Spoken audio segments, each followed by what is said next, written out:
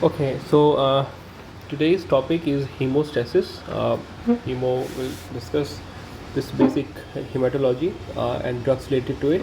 So hemostasis is stagnation of stasis of blood, right? So we'll discuss about antiplatelet drugs. So what are the uses of antiplatelet drugs? There are a few very common like MI, myocardial infarction. In post MI, aspirin is given for lifelong, right? Stroke, okay, Buerger's disease, ठीक है, जिसमें intermittent क्लॉडिकेशंस देखा जाता है, तो वहाँ पे हम लोग anti platelet drugs like aspirin is the drug of choice देते हैं हम लोग, ठीक है. तो what basically happens what is the side effect, तो it increases the bleeding time, ठीक है, तो उसको डिपेंड करता है कितना प्लेटलेट्स है उसी के हिसाब से. Now now irreversible COX blocker. So COX enzyme जो होता है उसका अगर इरिवर्सिबल ब्लॉकर का बात किया जाए, that is the aspirin.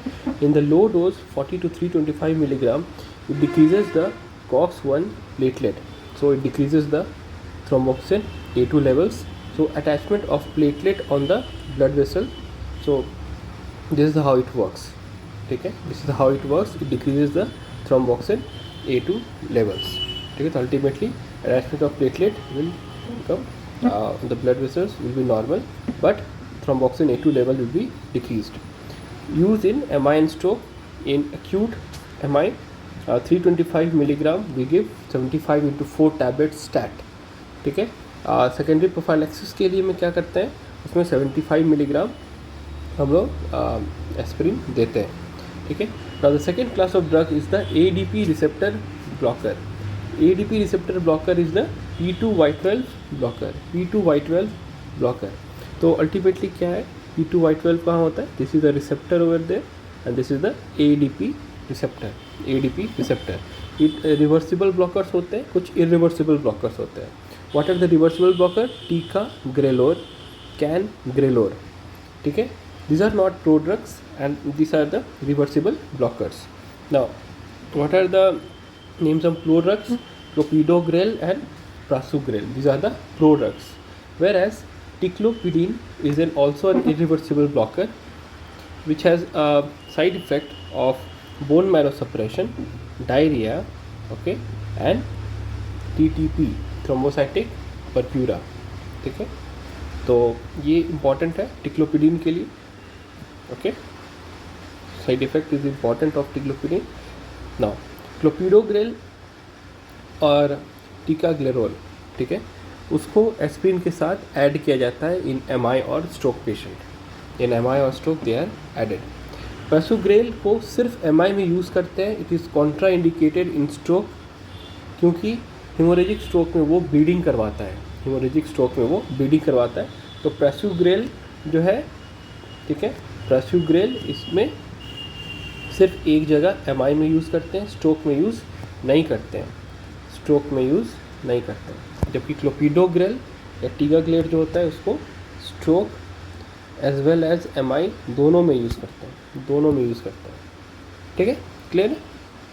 Clopidogrel is a prodrug as we have discussed. It is degraded by CYP2C19 enzyme. So this is the important part. It will be made active with the help of CYP2C19 enzyme. So omeprazole is an enzyme inhibitor of CYP2C19. So it will not like it will prevent the formation of the active molecule of the clopidogrel, so it will be ineffective. So what we do, we give rabeprazole more than pantoprazole as an PPI with the clopidogrel. We do not give omeprazole is not indicated there. Now the third type of drugs is someone will stimulate the ADP and someone will inhibit the cyclic AMP. Now these are the phosphodiesterase enzyme inhibitors, ठीक है. It will increase the cyclic AMP. उसमें क्या आ जाएगा, डाइपाइडामोल, सीडोस्टाजोल, पेंटॉक्सीफाइलिन. डाइपाइडामोल CVS पे भी पढ़िएगा.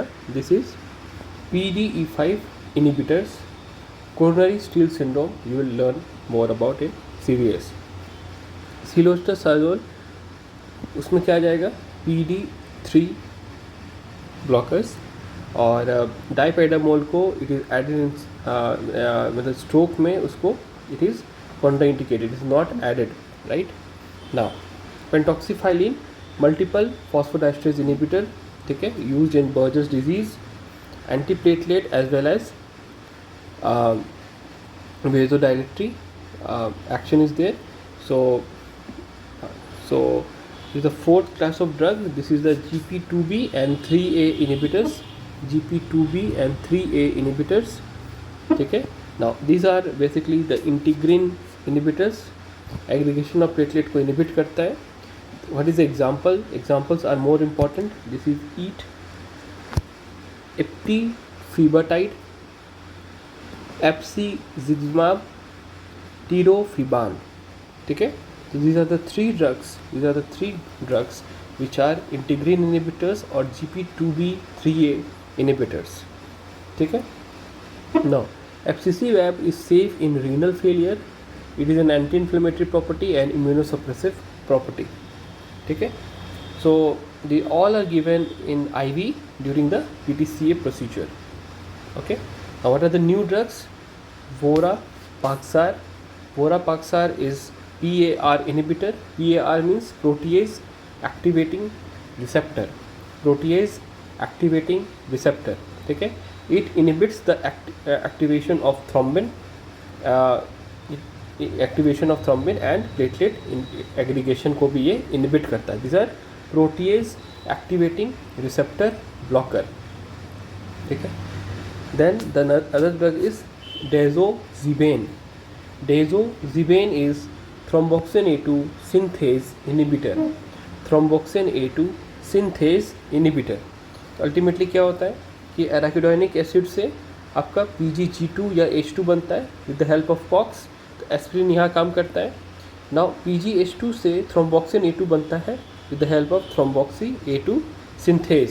तो यहाँ पे ये क्या करता है, डेजोक्सिबेन काम करता है. This is the place where the dazoxiben works. Okay. तो right. Then romiplostim. Romiplostim is nothing but recombinant thrombopoietin. Recombinant thrombopoietin. Then Eltromopag. Eltrobopag.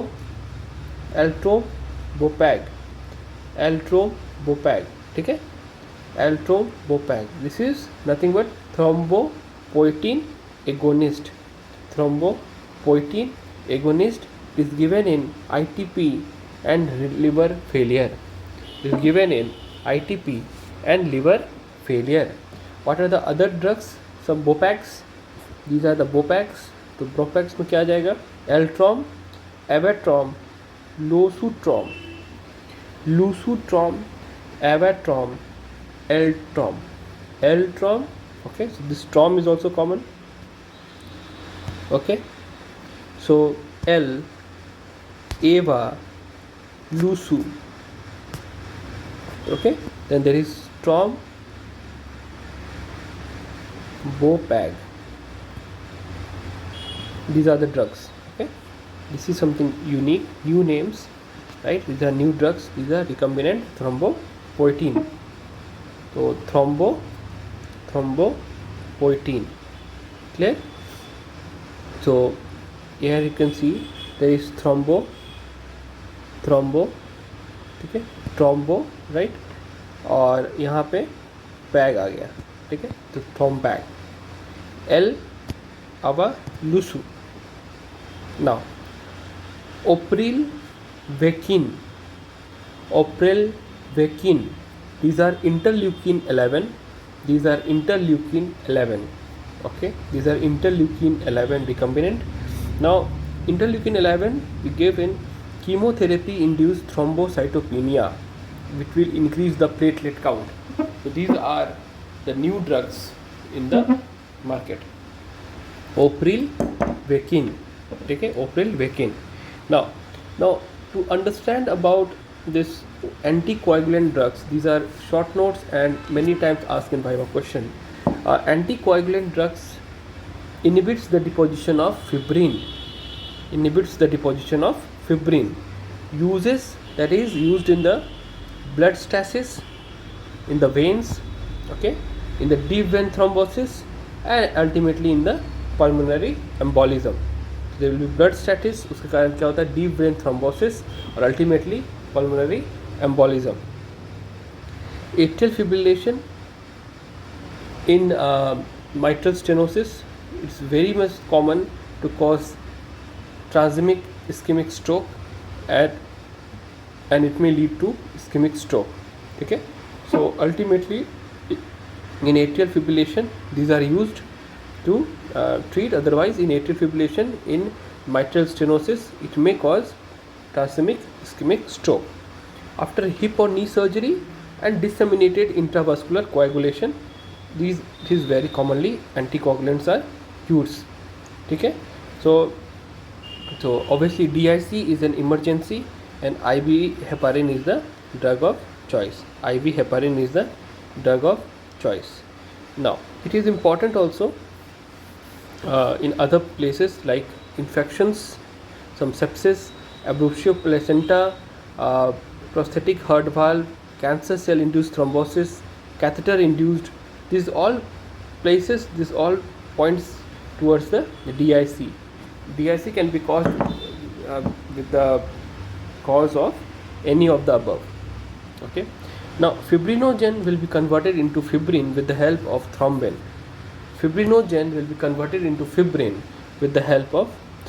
This is the clotting pathway. Okay, now that is in the clotting pathway. Okay, if there will be overactivation, leads to DIC. Okay, now in acute phase we give IV heparin is the drug of choice. In chronic we give oral heparin. Is given in a chronic phase.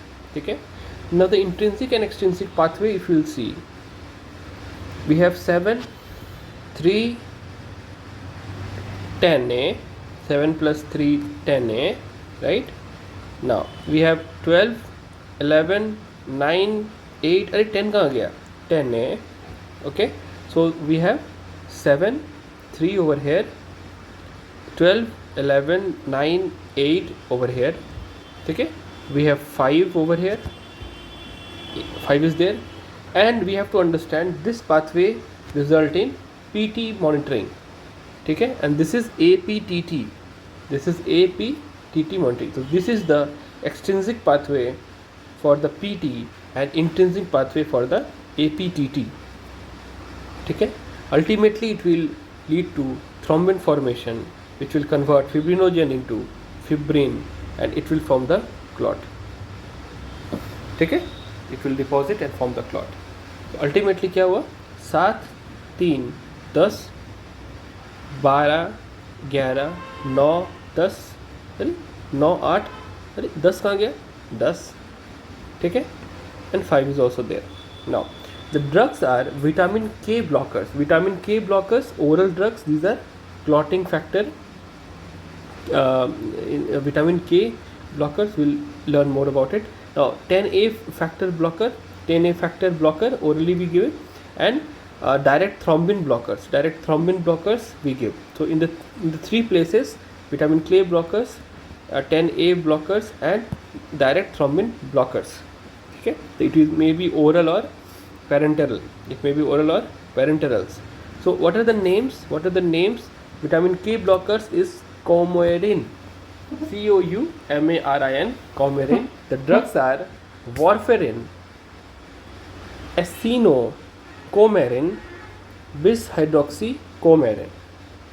ठीक है, acetylcoumarin, coumarin तो है ही, ठीक है, bis-hydroxycoumarin, acetylcoumarin और warfarin, you all know. ठीक है. Now vitamin K क्या करता है, it decreases the 2, 7, 9, 10, जिसमें 7 और 3 मैंने बोला था, it is an extrinsic pathway. So monitoring हम लोग कर सकते हैं वाया द PTINR. यहाँ से हम लोग मॉनिटरिंग कर सकते हैं वाया द विटामिन K का रोल कितना है, राइट.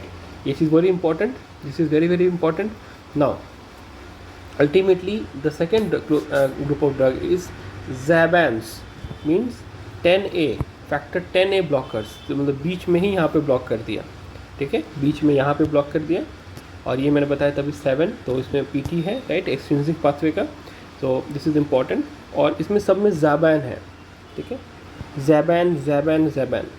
तो ये 10 है और 10A को बैन करता है, 10A को बैन करता है। Apixaban, rivaroxaban, edoxaban, betrixaban. Ultimately you have to memorise it. इसमें there is no shortcut. Mnemonic हो सकता है बेरा, ठीक है, BERA, but at the end of the day कुछ निमोनिक याद नहीं रहता है, you have to learn it by heart, ठीक है। ज़ैबैंस, तो दिस में xabans, right. Direct thrombin inhibitors, उसमें आ जाएगा आपका डेबिगैट्रैन, डेबिगैट्रैन, क्या आ जाएगा, डेबिगैट्रैन। इमालागैट्रॉन, इमालागैट्रॉन, जिसको बैन किया गया because of hepatotoxicity, due to hepatotoxicity. Now dabigatran में इंपॉर्टेंस चीज़ क्या है, the antidote is also in dabigatran poisoning और डेबिगैट्रैन ओवर टेकन। डेबिगैट्रैन में ये चीज़ इम्पॉर्टेंट ये है जो आपको जानना है कि इसका जो एंटीडोट है वो है इडारुक्सिज़ुमैब, इडारुक्सिज़ुमैब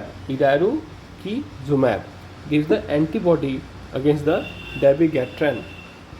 Okay, now vitamin K blockers again, warfarin, yes, तो warfarin का फुल नेम क्या है, तो कोमेरिन तो है ही, ठीक है, वहाँ से मेरिन टर्म को यूज़ किया गया। और देखो Wisconsin alumni research foundation, Wharf, तो वॉर्फरिन का वॉर्फ यहाँ से आया और एरिन जो है वो कोमेरिन का आया यहाँ से, ठीक है। This is erin, this is a rat poison, coumarin is a rat poison, और इस इंस्टीट्यूट में यहाँ पे किया गया था विस्कॉन्सिन एलुमिनाई रिसर्च फाउंडेशन, ठीक है। तो it is a drug of choice. अगर पूछा जाए कि रोडेंशियल अगर कोई रैट पॉइजनिंग लेता है, ये करता है, तो उसका ड्रग ऑफ चॉइस क्या है, दैट इज़ विटामिन K, ठीक है। तो देयर वाज अ स्टोरी जिसमें the fodders for the animal, ठीक है, फॉर द काउज, और ये तो उसके लिए हम लोग मतलब क्या करते थे पहले, राइस मतलब पैडी ये किया जाता था, ठीक है। फिर बाद में इसको बंद करके एक ऐसा प्लांट किया गया जिसमें आपका एंटीकोगुलेंट्स नेचुरली पाया गया, कोमेरिन बेसिकली। तो क्या किया गया, क्या देखा गया, क्यों इसको खोजा गया था, बिकॉज बहुत सारे कैटल्स जो है वो खा के डेथ कर गए थे, ठीक है। तो साइंटिस्ट वेंट देयर, ठीक है, I am forgetting the name of the scientist, he went there and there he research, और वहाँ से वॉर्फरिन का कंसेप्ट आया, वहाँ से वॉर्फरिन का एंटीकोगुलेंट्स का कंसेप्ट आया, फिर इसको ह्यूमन यूज़ के लिए बाद में यूज़ किया गया। Ultimately you have to know about what is the full form of warfarin, ये टर्म कहाँ से आया, विस्कॉन्सिन एलुमिनाई रिसर्च फाउंडेशन, और कोमेरिन ग्रुप का है तो एरिन यहाँ से आया, ठीक है, रैट पॉइजन। मैकेनिज्म एक्शन क्या है, inhibits the VKOR C1, vitamin K epoxide reductase C1 को वो इनहिबिट करता है। It decreases the clotting factors of 2, 7, 9, 10, 2, 7, 9, 10, don't forget 2, 7, 9, 10, बहुत important, right. The 7th is the first factor, yes, and 2 is the 10th is the 9th factor, but ultimately you have to understand कि यहाँ पे क्या होता है कि ये जो विटामिन K इपोक्साइड रिडक्टेज है, they have two mechanism of action. First is inhibit the 2K97. Now what will happen, it will actually help in increase in coagulation, ठीक है, इंक्रीज इन कोएगुलेशन। यहाँ पे एंटी क्लॉटिंग फैक्टर्स को भी decrease करता है, protein C और protein S, so inhibit in between 2 to 5 days, so increase the coagulation in 2 to 5 days. Ultimately in 2 to 5 days it will be coagulated. Now there is skin necrosis in skin, limb, adipose tissue and breast due to absence of protein C. तो protein C और protein S का अगर हम लोग बात कर रहे हैं, protein C is a very major in the anticoagulating factor तो वो अगर मान लो डिक्रीज़ कर जाता है तो उसमें आपका ये कॉज करता है, राइट। अब देखिए वारफरिन को इमीडिएट या इमरजेंसी एंटीकोगुलेंट के रूप में यूज़ किया जा सकता है? नहीं किया जा सकता है, ठीक है। फिर राइट, इनिशियल 2 to 5 प्रिवेंट हाइपरकोएगुलेशन, वहाँ पे हम लोग क्या करेंगे, तुरंत मतलब हेपारिन का इंजेक्शन देके it acts as an immediate anticoagulant, ठीक है। Now warfarin contraindicated in first part of pregnancy, drug of choice is heparin, ठीक है। Drug which cause heparin first week में अगर यूज़ किया जाए तो क्या हो जाएगा, फीटल वारफरिन सिंड्रोम, जिसमें बोन और कार्टिलेज का डिफेक्ट होता है, formation of osteocalcin, this is the vitamin K dependent, osteocalcin से ऑस्टियोपोरोसिस होने का चांस बढ़ जाता है, ठीक है। तो anticoagulant of choice in pregnancy 1 to 12 weeks में low molecular weight heparin, 12 to 36 week में वारफरिन, और 36 to 1 day बिफोर डिलीवरी तक हम लोग लो मॉलिकुलर हेपारिन यूज़ करेंगे। तो this is a very very important MCQ as well as viva question, ठीक है। During delivery we don't give any anticoagulant. Pharmacokinetics अगर बात किया जाए, it is an oral drug with low volume of distribution, 99% albumin bound, ठीक है। Racemic mixture के रूप में पाया जाता है, RSN form is active, CYP2C9 में काम किया जाता है, जीरो ऑर्डर काइनेटिक्स को फॉलो करता है, वारफरिन का ड्रग इंट्रैक्शन में कि उसका टॉक्सिसिटी कौन बढ़ाता है, वारफरिन का कंसंट्रेशन कौन बढ़ाता है, these are enzyme inhibitors like aspirin हो गया, एंटीमाइक्रोबियल्स हो गया, ठीक है। तो these are acting on the तुम्हारा increases the warfarin and toxicity, और एंजाइम को क्या करता है, इनिबिट करता है, decrease the effect of warfarin. These are enzyme inducers. So what are the enzyme inducers? We have discussed before in the general pharmacology. Estrogen जो होता है, वहाँ पूछा जाता है estrogen और warfarin में जो इंट्रैक्शन होता है क्या करता है, estrogen will increase the 2, 7, 9, 10 of the ये, ठीक है।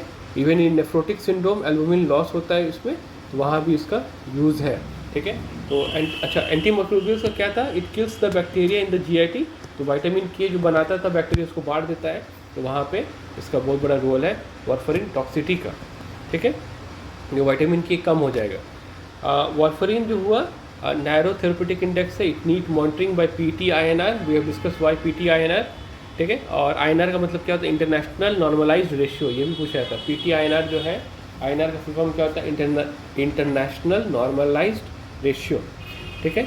तो INR is the PT of patient bye PT of normal या लैब, तो 0.8 to 1.1 होता है, इसको हम लोग 1 के आसपास नॉर्मल मानते हैं, ठीक है। यूजेस क्या है, मेंटेनेंस ऑफ एंटीकोगुलेंट, उसको चेक करने के लिए यूज़ करते हैं। तो अगर INR 2 to 2.5 होगा तो इंडिकेशन क्या हो गया, प्रोफाइलैक्सिस DVT, और 2 to 3 अगर हुआ तो एक्यूट DVT या तुम्हारा embolism, pulmonary embolism after hip या नी सर्जरी में हम लोग देखते हैं।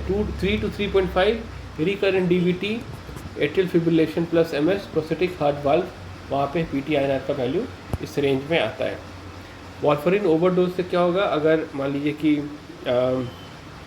वारफरिन ओवरडोज में अगर देखा जाए कि अगर ब्लीडिंग नहीं है और INR का वैल्यू लेस देन 5 है तो स्टॉप वारफरिन, अगर 5 to 10 है तो स्टॉप वारफरिन, विटामिन K1 को ओरल दो 5 मिलीग्राम, मोर देन 20 है, if no bleeding still, stop warfarin vitamin K injection रूप में दो 10 मिलीग्राम, ठीक है। अगर ब्लीडिंग एट एनी INR, कोई भी INR होगा बट ब्लीडिंग इज देयर, तो विटामिन के का सीधा इंजेक्शन 10 मिलीग्राम और FFP फ्रोजन प्लाज्मा, ठीक है, उसको 15 मिलीग्राम पर kg के रूप में हम स्टार्ट कर देंगे।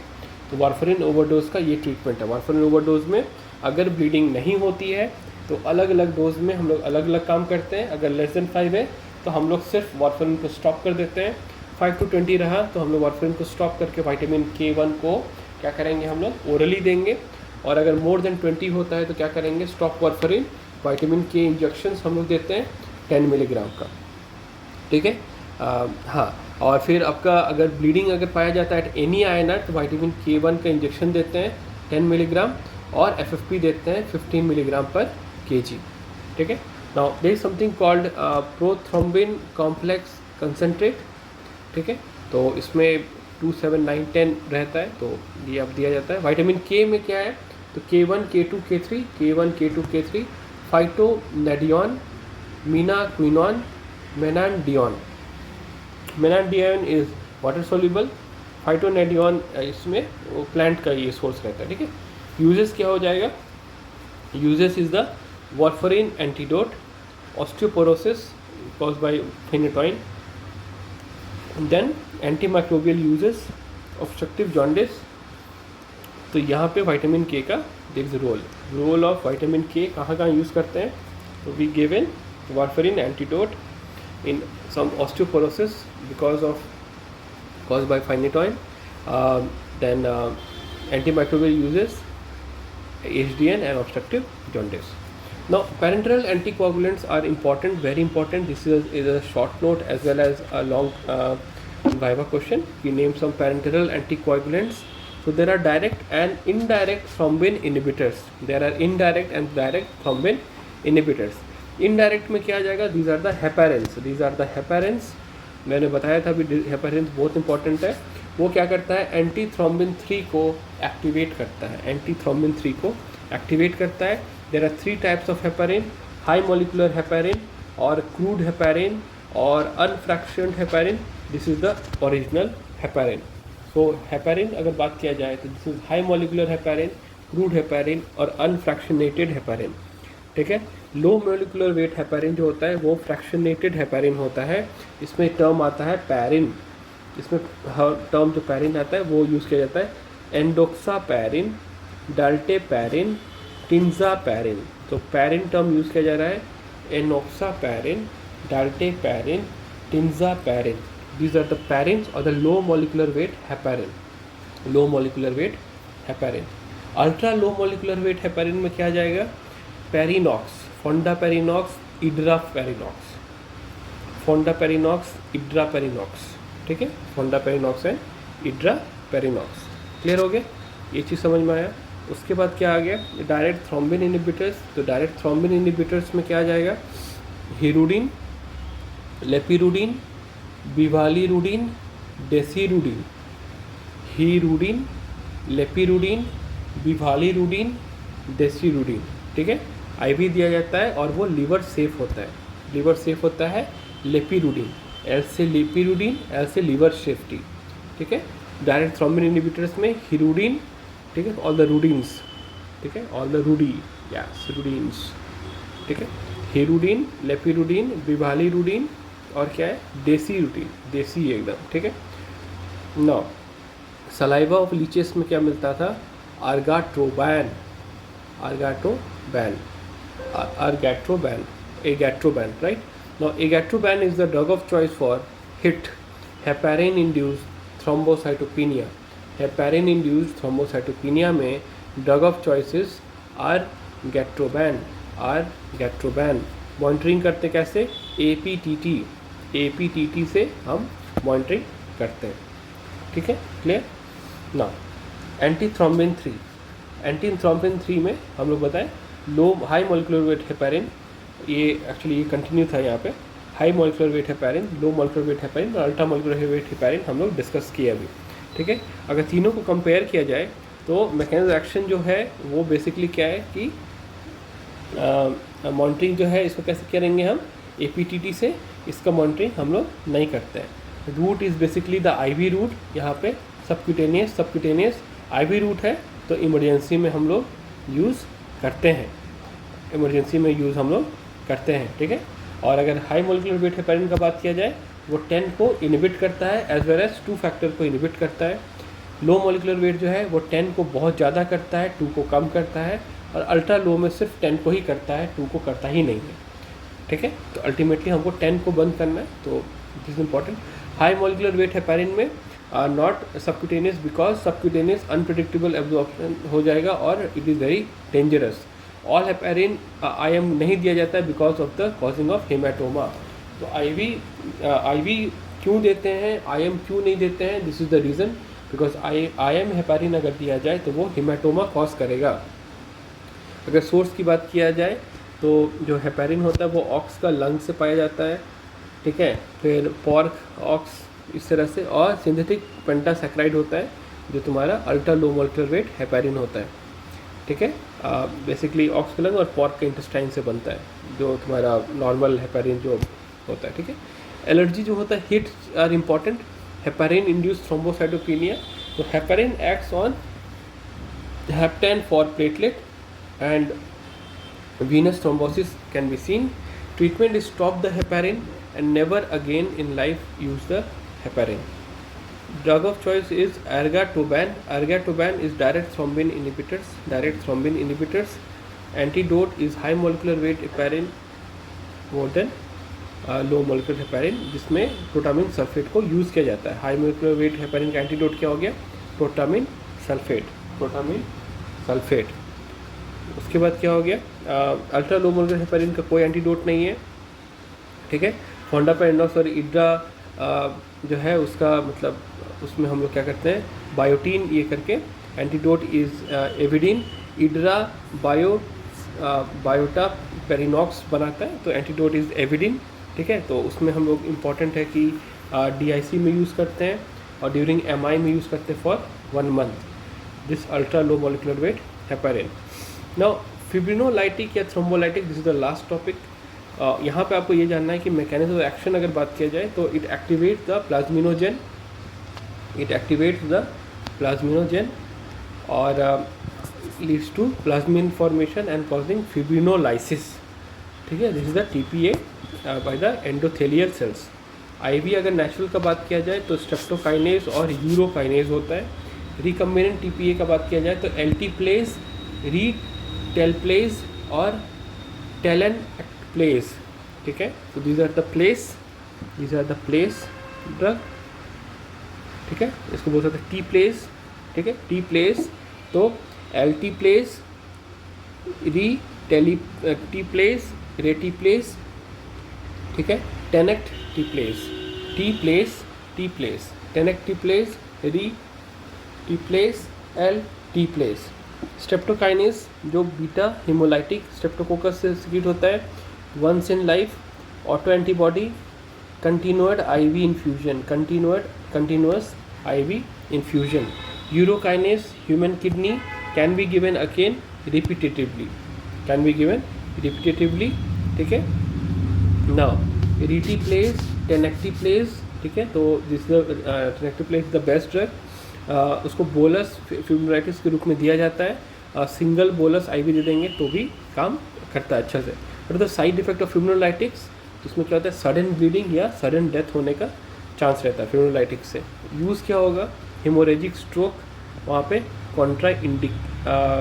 हेमोरेजिक स्ट्रोक में कॉन्ट्रा इंडिकेटेड है, ठीक है। स्ट्रोक कौन सा होगा? Ischemic stroke. इसीलिए हमेशा कोई भी पेशेंट इमरजेंसी में आता है with head trauma, we go for CT scan. CT scan से हम डिफ्रेंशिएट करेंगे हेमोरेजिक स्ट्रोक है या इस्केमिक स्ट्रोक है। अगर इस्केमिक स्ट्रोक है तो हम विदिन 3 आवर्स हम लोग चला देते हैं। अगर हेमोरेजिक स्ट्रोक है तो इट इज़ एब्सोल्युटली कॉन्ट्राइंडिकेटेड, क्योंकि वो और ब्लीडिंग करवा देगा, ठीक है।